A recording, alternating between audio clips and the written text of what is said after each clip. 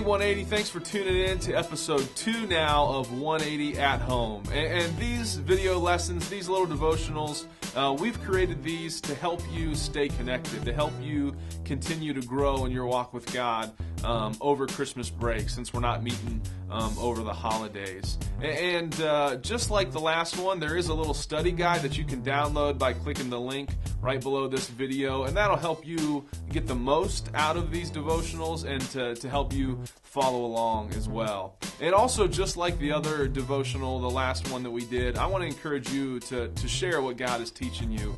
And you can do that through social media by using the hashtag 180@home or by mentioning 180 on one of the social networks that you can find us on as well. So why don't you go ahead and download that study guide right now, and we'll jump into it.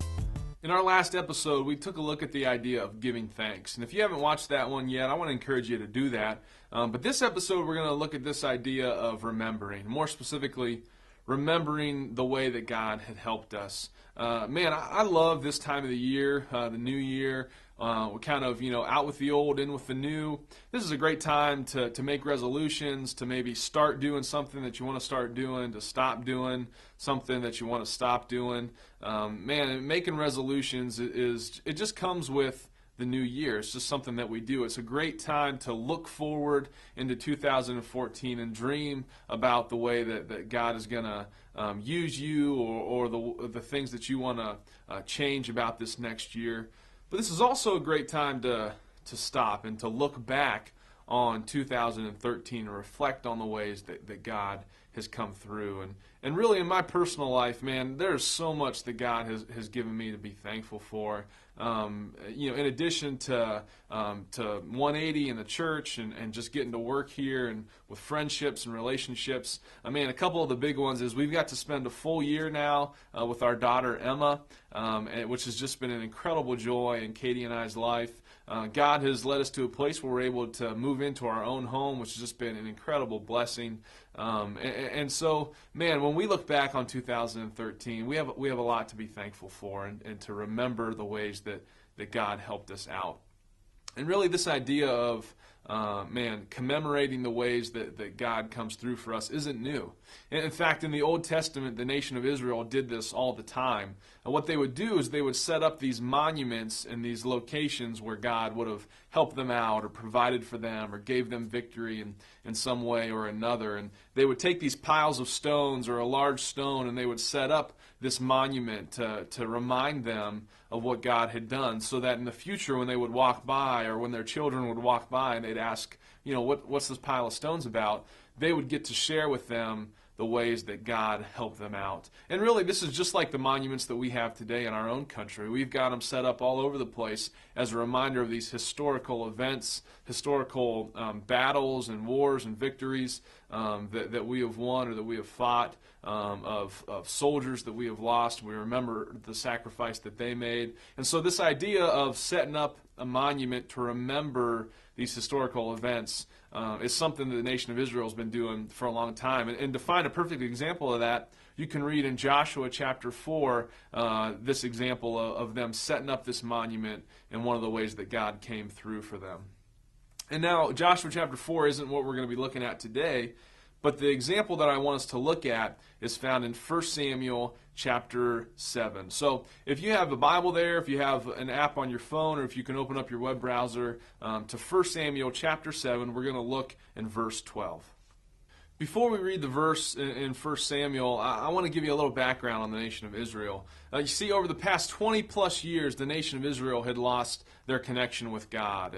And because of that, they had lost every battle that they fought. But at this point in history, they're finally reuniting with God. They forsake the gods that they were worshiping. They tear down the idols that they had constructed, and they confess to God everything that they had done wrong, and they regain this relationship with God. And at the same time all of this is happening, they're about to be attacked by their enemies, the Philistines. But because now they're reunited with God, God comes through for them in this incredible way and gives them an incredible victory after, 20 plus years of just getting their butts whooped. God comes through. He helps them out. They gain the victory. victory over the Philistines. And so this is where we pick up in chapter 7, verse 12. It says, "Then Samuel took a stone and set it between Mizpah and Shen, and called the name of it Ebenezer, saying, Hitherto has the Lord helped us." So what has happened here is God has given the nation of Israel the victory over the Philistines. And once that's done, they stop, they set this stone up, this monument, to remind them of the way that God helped them. And they called it Ebenezer. Now, I don't know about you, but for me, especially this time of the year, the holiday season, when I hear the word Ebenezer, I automatically think Ebenezer Scrooge. And a bah humbug to you. But this is not what they're referring to, obviously. This word here, Ebenezer, refers to the way that God helped them. This is referred to as the stone of help. And so what the nation of Israel has done here is they've taken the time to build this monument, to set this reminder, to commemorate the way that God helped them in their victory over the Philistines. And so here's what I want us to do.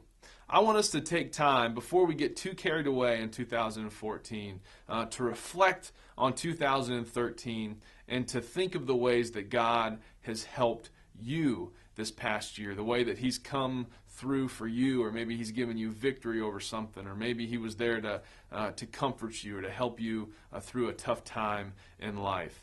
And so you'll notice on your study guide there's 3 stones listed there. And what I want you to do is just take some time this week to sit down and to think through 2013 and list the top 3 ways that God had come through for you this past year. And then I want you to take time to reflect on those things, to pray over those things, and to praise God for the way that He helped you in 2013.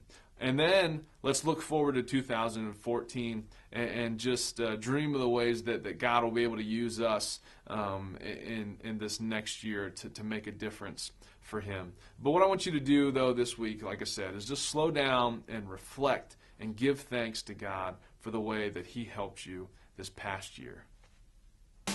But like I said, man, I am looking forward to 2014. We've got just a great year ahead of us, and I hope you guys are excited about what God has in store for you and for 180.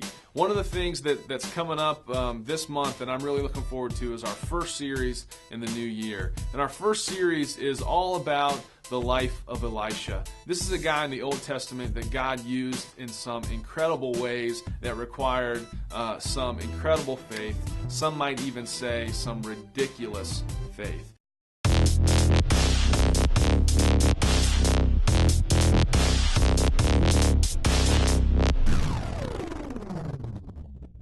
So make sure you're there for the first week of this series on January 8th. This is just going to be just a great series that God, I believe, is going to use in your life, that He's going to use in my life to live a life of ridiculous faith. So don't miss it and don't come alone. But we'll see you this Wednesday at 7 o'clock.